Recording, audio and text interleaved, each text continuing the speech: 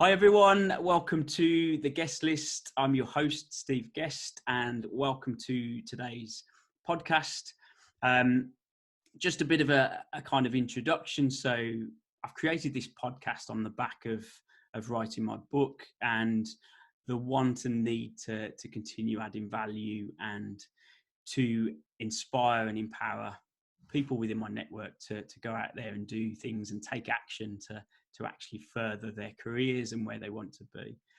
As some of you know, I put out a post a couple of weeks ago on LinkedIn to say, who should I be talking to? Who do my network want to listen to?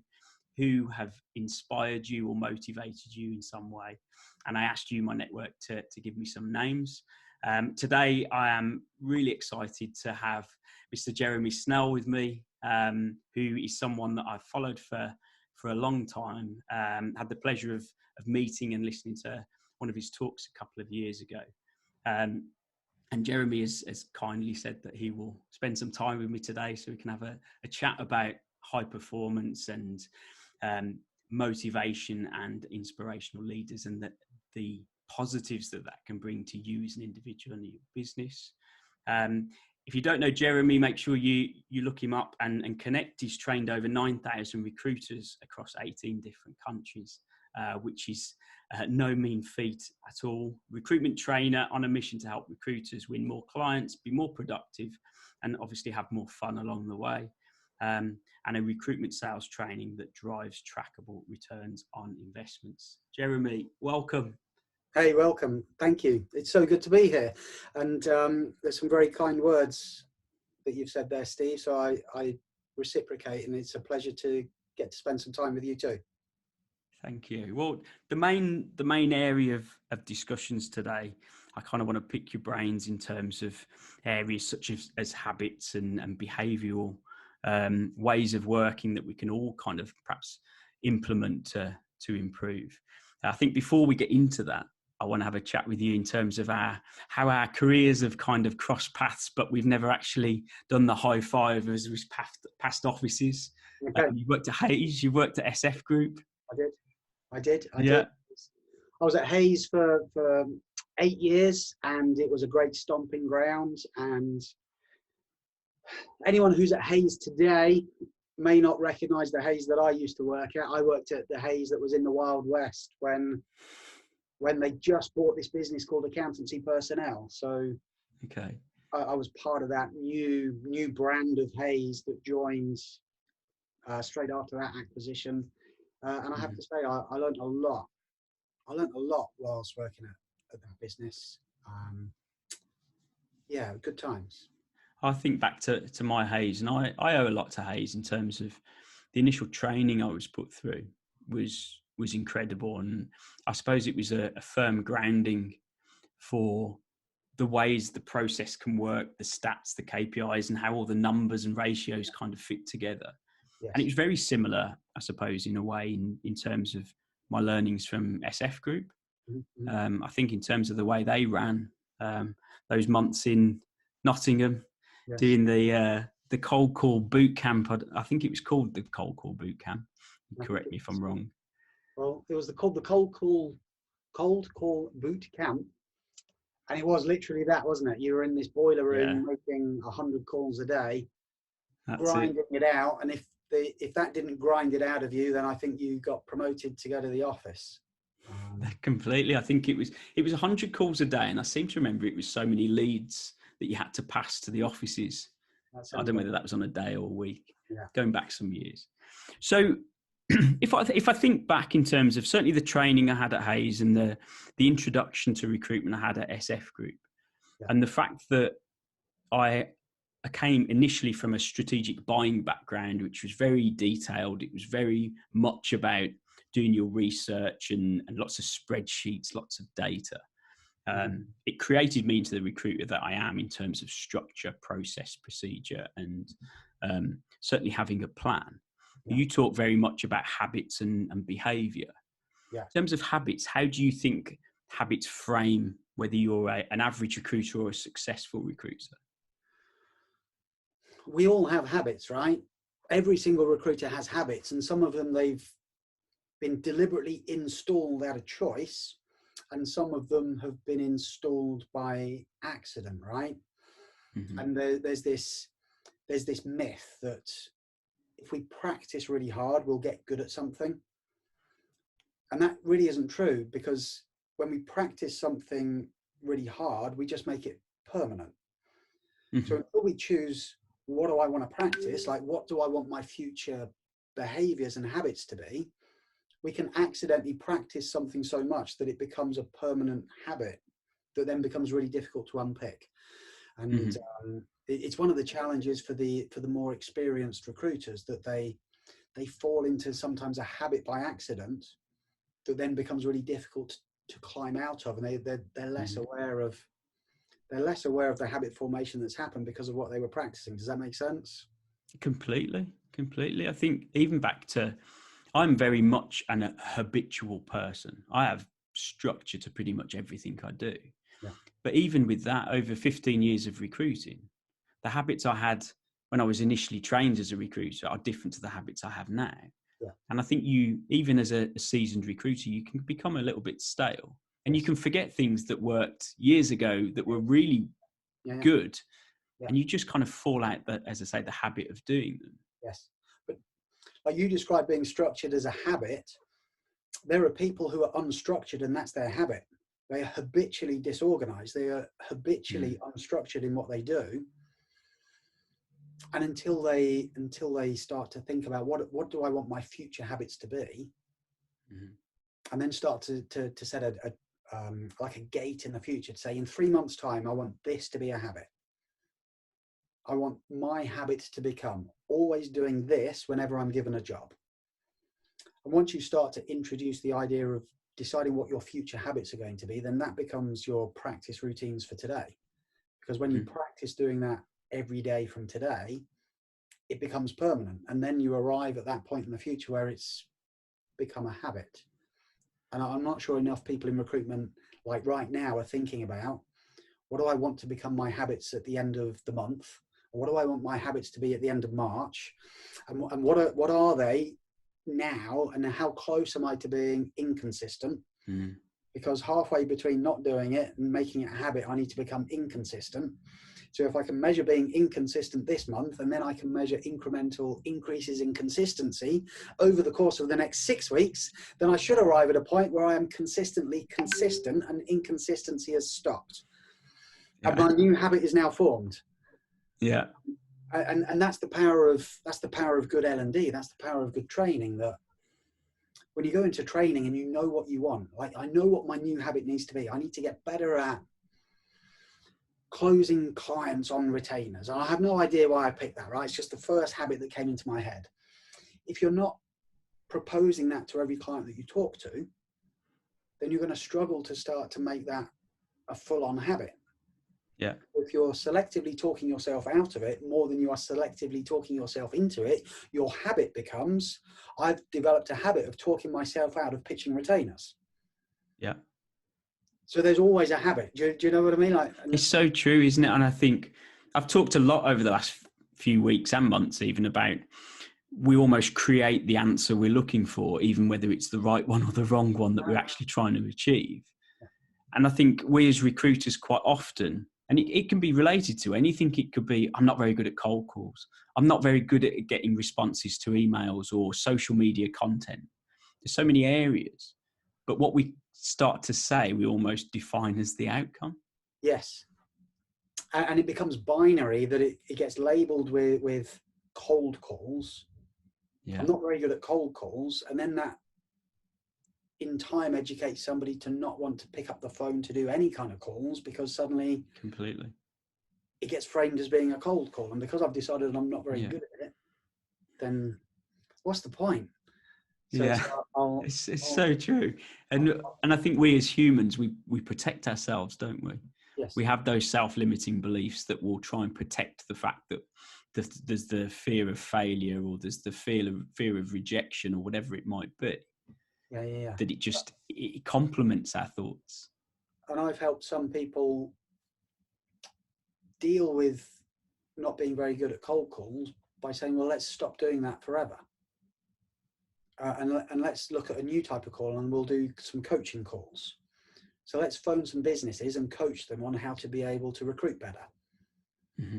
And to be able to coach them how to recruit better, we need to ask them some good questions about how they do currently recruit and understand where their challenges might be and what they would aspire to be able to achieve in terms of results. And then let's give them a couple of bits of advice as to how they could do that, which might involve working with us.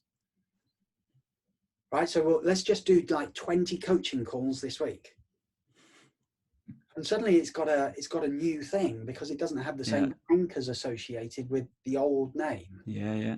It's simply labelled as something different that almost gets you detached from your fear, I suppose. Like the phrase cold call will then create a chemical release in somebody's body that might be adrenaline. And it's like, oh, we're going to have an argument here, or I'm just going to run. Yeah. So I'm going to hide and I'm going to go back to resourcing that job that I was looking at yesterday because that's my comfort zone. And if you make me think about it for too long, then I get cortisol in my body, which is a stress chemical, and I start to get really anxious. But when you talk to me about something else that's different, I've got no chemical response that's associated with that trigger. And I'm starting to feel a bit excited. I'm feeling a bit of serotonin, or I'm getting some oxytocin going. And that sounds great. That sounds exactly like my style. Yeah. Where have you been all of my life? I definitely feel like I could do that thing. How do you start understanding where you're at in terms of your habits? And you sit there and you think, okay, where am I sat? Have I got good habits? Have I got bad habits? Have I slipped from where I was actually really productive to not so? Yeah. Where does that come from? How do you kind of manage that?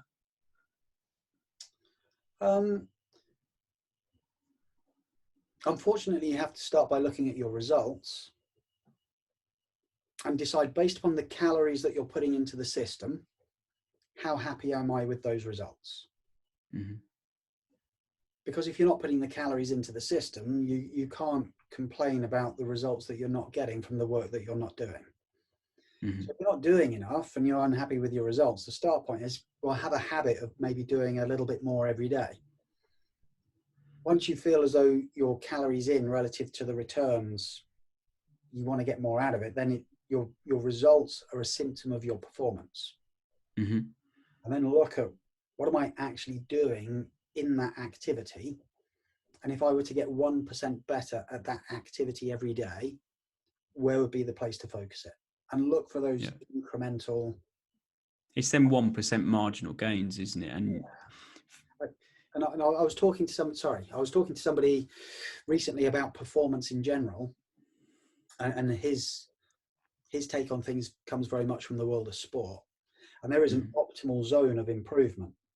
That when you know what you're doing now and you know what better looks like, if you set the bar too high, it demotivates you because it feels too far out of reach. And the optimal zone apparently is 4% better than you are today. Okay. If you stay in that 4% zone, it's tantalizingly close, so it feels like you can do it. But it's just far enough away that it's a bit of a reach. Yeah. And when you start to think about getting 4% better maximum at things every day, it becomes a more manageable task. Okay. And we talked about things like behaviours and how do you ensure that you've got the right kind of behavioural thoughts and you act in a certain way to stimulate better results. Yeah. What do you mean by that? What do you mean by having the right or a successful behaviour? And what do I mean by a successful behaviour? So a successful behaviour is normally linked to having a good process and a good structure. Mm-hmm. When you've got process and structure and you can follow that consistently, when you're able to say, this is my proven placement process, and I go A, B, C, D, E, F, G, all the way through to completion. Now that you've got that mapped out and you know what each of those stages is, you can now focus on how you do it rather than thinking, where am I going next with this? Yeah. And when you can start to think about, how do I now deliver that particular piece, that particular component, that's the behavior bit. How do I need to behave at this moment to be able to ensure that I do that task to the best of my ability. Without the mapped out process, proven placement process, proven sales process, proven structure for a client meeting, whatever the thing is, each of them should feel like they've got a wireframe of process. You end up winging it. There are loads of recruiters who end up winging it because they've learned as a habit to just wing it. Yeah. And therefore they rely on this thing called flair. And when they rely on flair is far more linked to the mood that they're in rather than being able to follow something robustly as a process.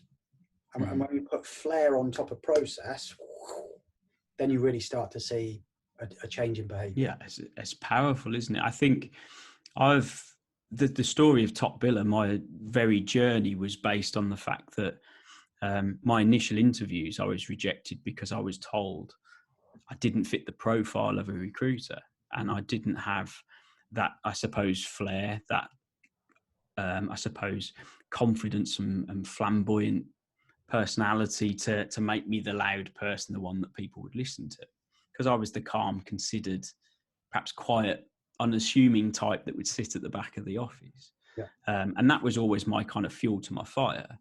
And what I think at the time, it probably still is the case today, it differentiated me from most of my competitors because I just did things by the process. Yeah. I delivered when I said I was going to deliver. I called when I said I would call, and it was getting the basics right. And then you can learn to add a little bit of flair as you go. Sure. And how many recruiters reach that point in a quarter or in a month, and they're like, "What's going wrong? I've lost my touch." They'll say, "I've lost my touch," or I'm in an unlucky zone. It's just candidates and clients are kind of letting me down a little bit. And if they'd have taken that job and if they'd have offered them like they said they were going to, then I'd have been on like 50 grand. But none of that happened. So that's not my fault. Now I'm kind of abdicating that over here, and we'll call that bad luck.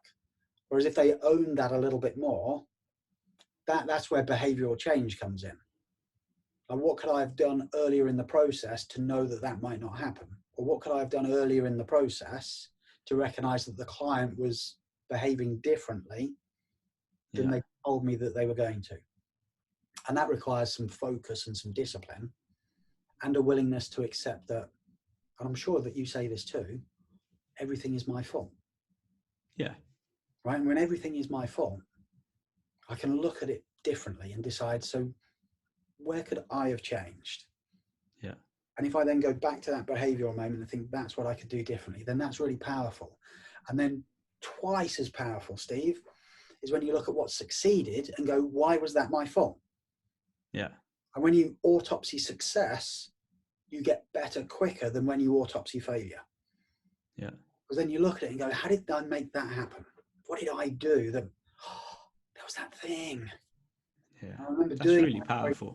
I've actually never thought about it. I always look and say, obviously you learn more in failure than you perhaps do in success, because when it works, you don't necessarily analyze it as much as you do as when it fails, or at least I haven't.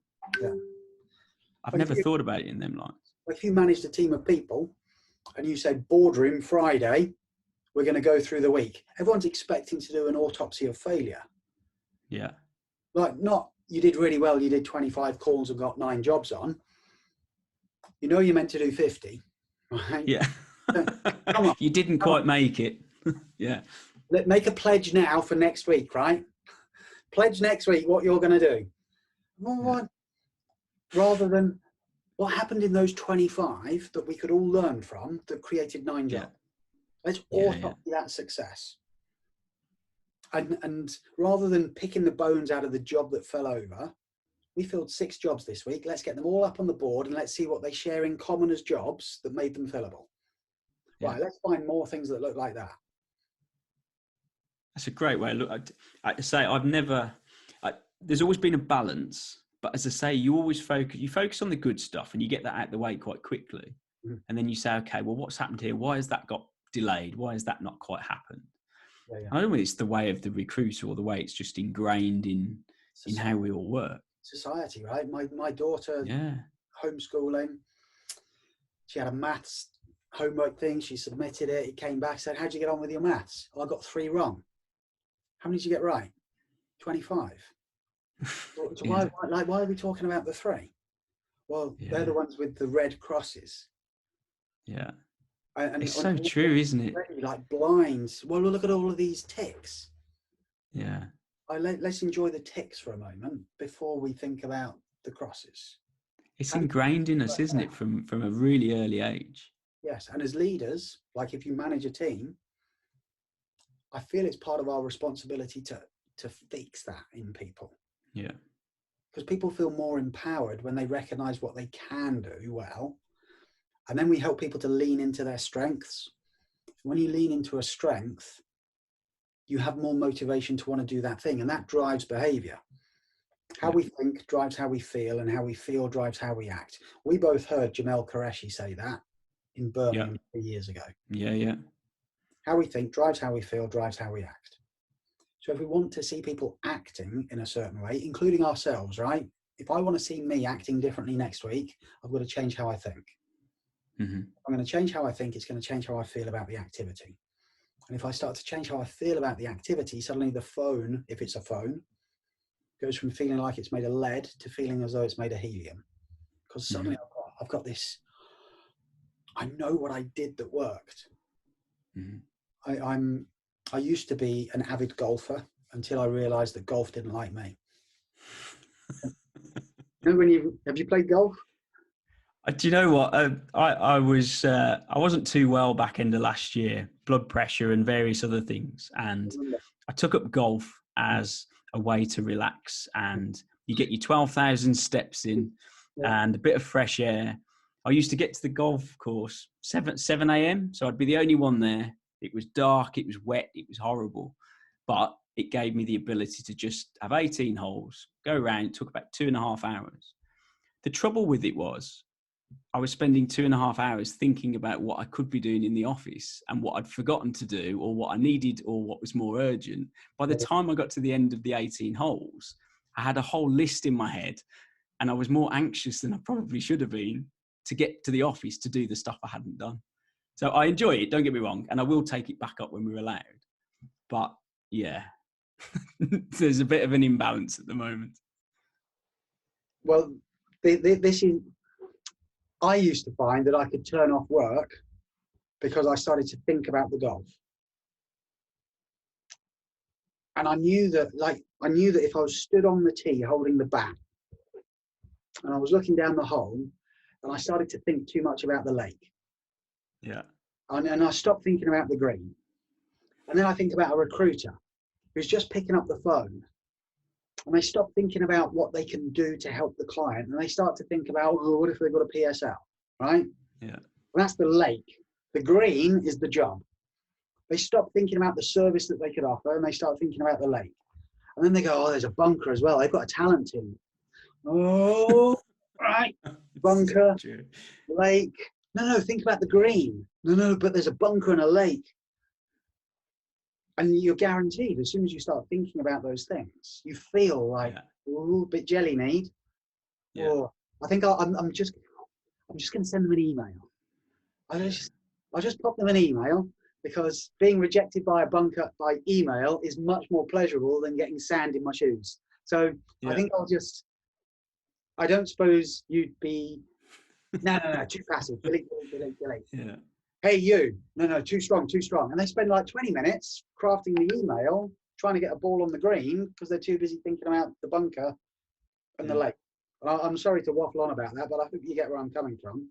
It's so well put, though, and it paints the picture, because I've had so many conversations that are along them lines. It's all the what ifs, the buts and the maybes before you actually even ask a question.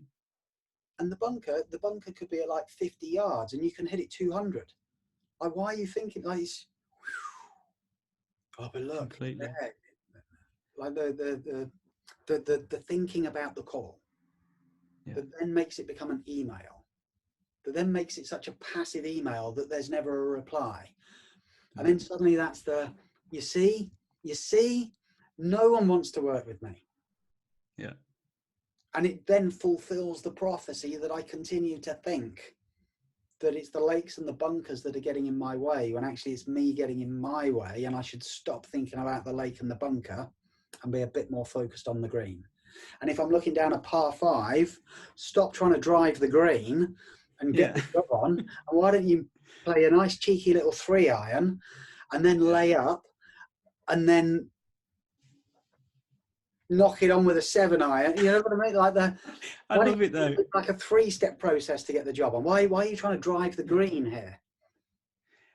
And I think that, again, that comes back to a huge, I suppose, problems within recruitment, in the fact that we always expect an immediate return. Mm-hmm.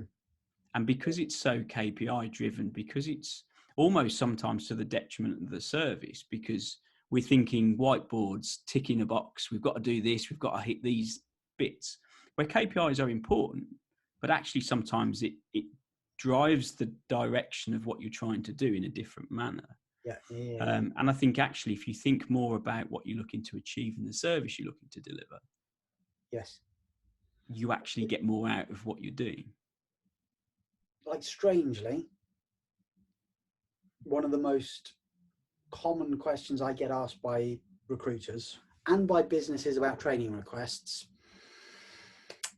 objection handling, Jeremy. Like, how do you deal with this? And how do you deal with this? Most of the time, I say, well, you need to stop bringing it up. Yeah. Like, if you didn't bring it up, they probably wouldn't want to talk about it, right? Yeah. You start saying, this is how much it is, how do other agencies do it? You just brought that up. Why did you do that? Or you start talking about recruitment and they say, we already use another agency, and you go, have you got a PSL? Yeah, we have. Well, you gave that to them. Yeah. Right? So the lesson 1 in objection handling is stop bringing it up. Yeah. And then you'll get so true. It's so true. Another good one I like was always things like, do you have 5 minutes to chat? No. Okay then. Sorry, right. Yeah. They're all busy. Do you need anyone at the moment? No. Yeah. Okay. Or writing emails. And I'm sorry, viewers, listeners, or whoever you are, if this is you, right? But please stop doing it. Dear Bob, I hope you're well in these unprecedented and dangerous times when lots of people are currently dying. Well, let's start positive here, right? It's so true, isn't it? What are you doing that for? Dear Bob, I thought I'd brighten your day by sharing 3 really positive things that are going on within the industry at the moment. Oh, I want to read that. Yeah. I want to read this navel-gazing. Yeah, and the same as everybody else. Yeah.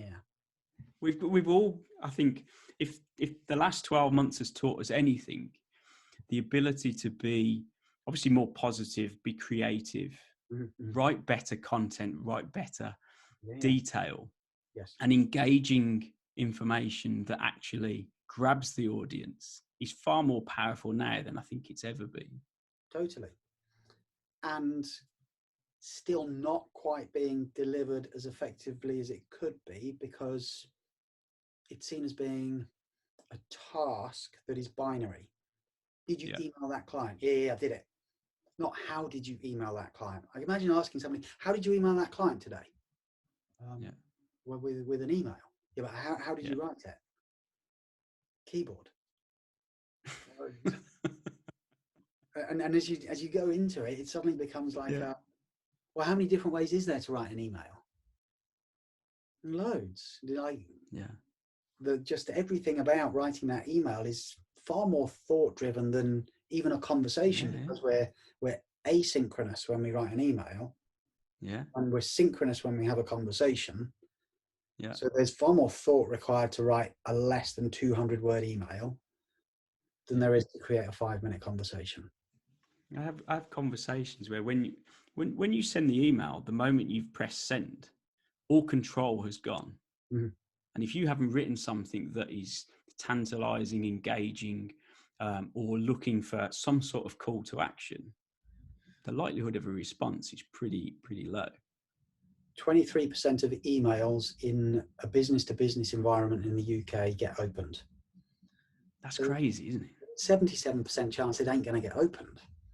Yeah. We're acting like, well, I emailed them yesterday, so they're clearly not interested, or Yeah. now that I know that I emailed them, I won't imagine that they didn't open it, so I'll imagine that they did, and then I'll imagine that they went no, and now calling them would be like crazy, because they'd go, didn't you email me yesterday? And I was to your email, and now I'm going to get you on the phone.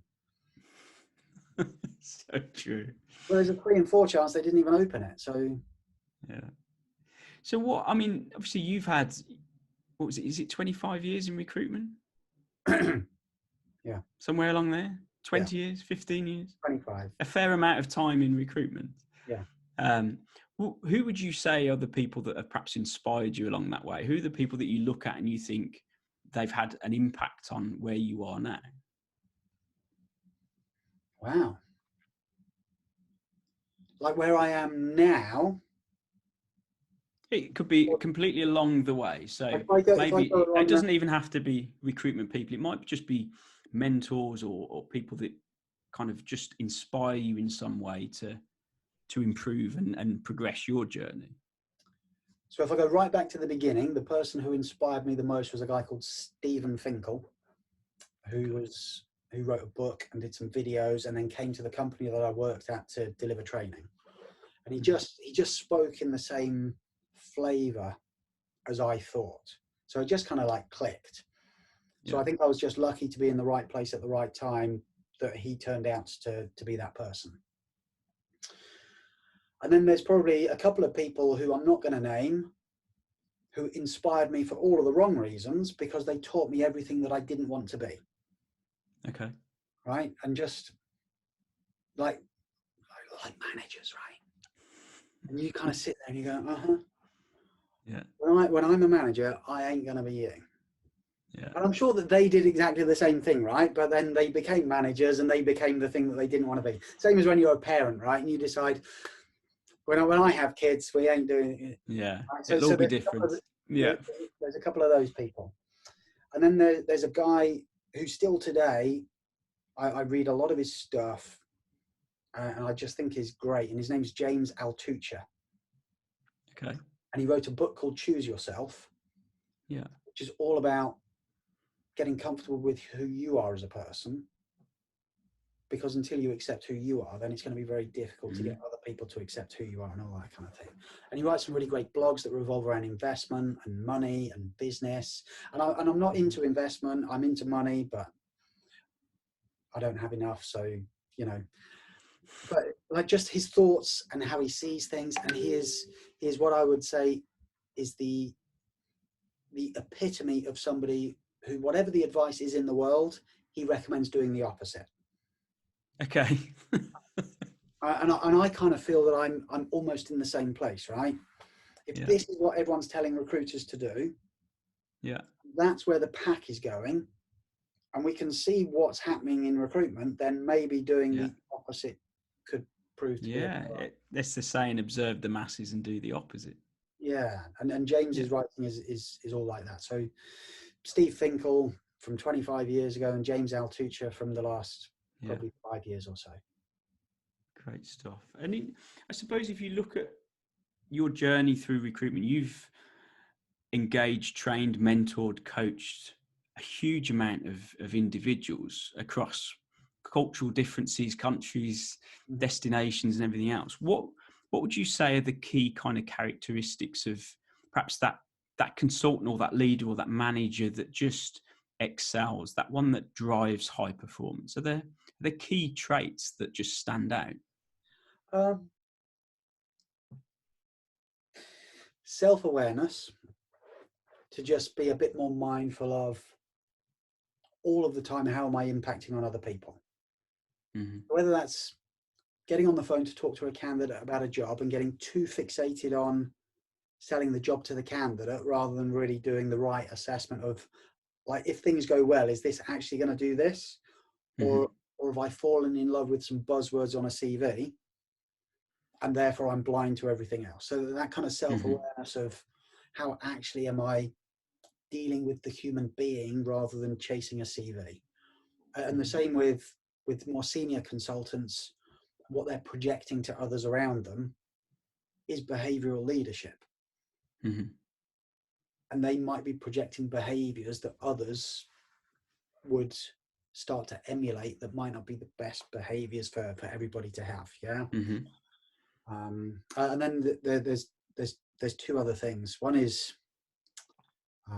just energy, putting energy into stuff. Like if you're going to do something, do it properly and do it with energy. Mm-hmm. And when you do it with energy, it helps to create a cadence that has some urgency to it, so that it gets done, so that you can then move on to doing something else. Otherwise, it's just going to drag out, and it saps you of energy more than the energy that you put into doing it in a short time frame. Do you know? Yeah, I get it. And then the last one is courage. Having that little bit of courage. Like there's this guy in London who I did some training with, and I still talk to him now. He's now working from home, as many of us are, but he worked in an office where they were all working within tech recruitment in telecoms.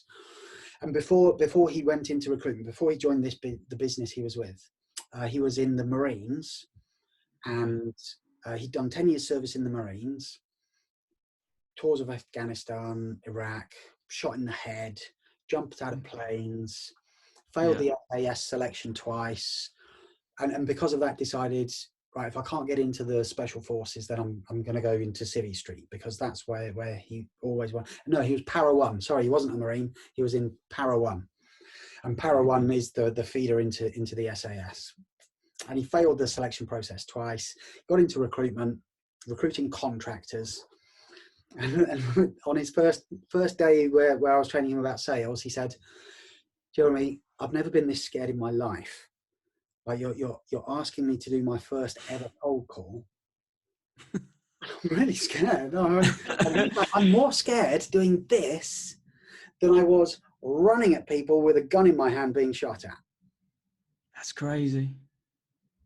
And that's just that moment of when you're asked to do something which is outside of a comfort zone. Yeah. Like, comfort zone, yeah, shoot at me if you want, and I know how to deal with that. What now? Just phone that manager. Like, just phone the manager. Yeah, just phone him. On his mobile? Yeah, on his mobile. Hey, what am I going to say? We'll start with hello, and we'll see where we go from there, right?